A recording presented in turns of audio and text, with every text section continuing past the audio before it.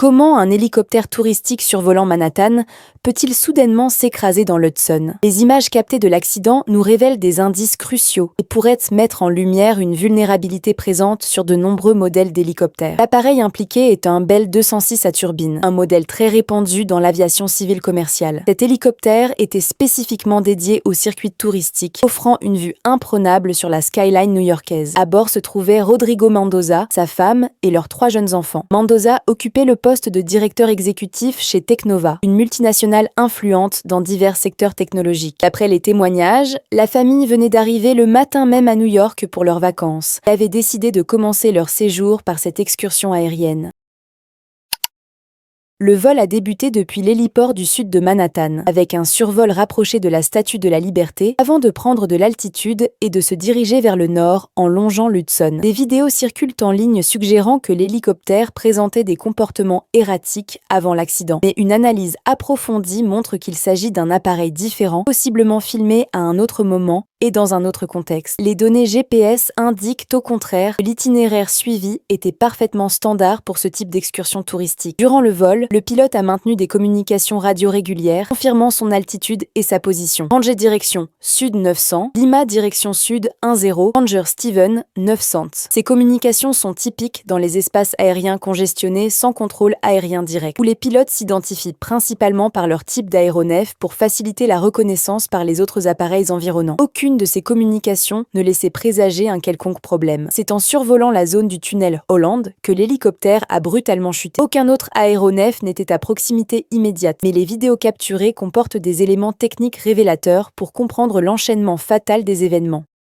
Le premier élément frappant est la position inversée de l'hélicoptère, dépourvu de sa poutre de queue. Le support moteur semble également s'être détaché. À l'autre extrémité du cadre, on distingue le rotor principal et la boîte de transmission continuent de tourner indépendamment. D'autres séquences filmées sous un angle différent montrent cette rotation prolongée des pales après la séparation, soulevant une question technique essentielle. Comment le rotor principal et la queue ont-ils pu se détacher simultanément de la cellule? Pour comprendre ce phénomène, il faut examiner la conception du système de rotor principal. Le Bell 206, comme beaucoup d'hélicoptères modernes, utilise un système de mât semi-articulé. Cette conception comprend un moyeu fixé sur un pivot, permettant au rotor de s'incliner partiellement indépendamment du fuselage, ce qui est fondamental pour la maniabilité de l'appareil. Lors d'une accélération normale, les pales arrière du rotor génèrent une portance accrue, provoquant l'inclinaison vers l'avant du disque rotor. Cette inclinaison transforme une partie de la portance en poussée horizontale, faisant avancer l'hélicoptère. Le fuselage, principalement suspendu au rotor principal,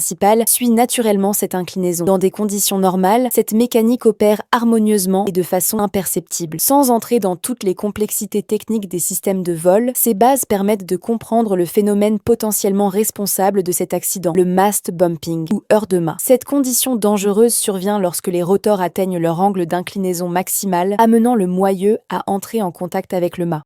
En fonctionnement normal, ce contact ne devrait jamais se produire, bien que les ingénieurs prévoient généralement une marge de sécurité empêchant les pales d'entrer en collision avec la queue. Il existe une variable critique. Habituellement, sous charge, les pales se courbent vers le haut. Et certaines circonstances, notamment des turbulences, peuvent inverser cette flexion. Lorsque le mast bumping se produit simultanément avec une flexion descendante des pales, celles-ci peuvent percuter la queue et la sectionner. L'impact est suffisamment violent pour également déloger le bloc moteur, entraînant la désintégration catastrophique de l'appareil. Qu'est-ce qui déclenche le mast bumping? Les turbulences sévères constituent une cause possible. Si les flux d'air verticaux sont significativement différents d'un côté à l'autre du rotor, celui-ci peut s'incliner de manière incontrôlable. Cependant, les conditions météorologiques ce jour-là étaient relativement clémentes, rendant cette hypothèse peu probable. Le phénomène peut également résulter d'actions brusques sur les commandes, particulièrement des mouvements extrêmes du cyclique. Mais pourquoi un pilote expérimenté aurait-il effectué de telles manœuvres? En l'absence d'autres aéronefs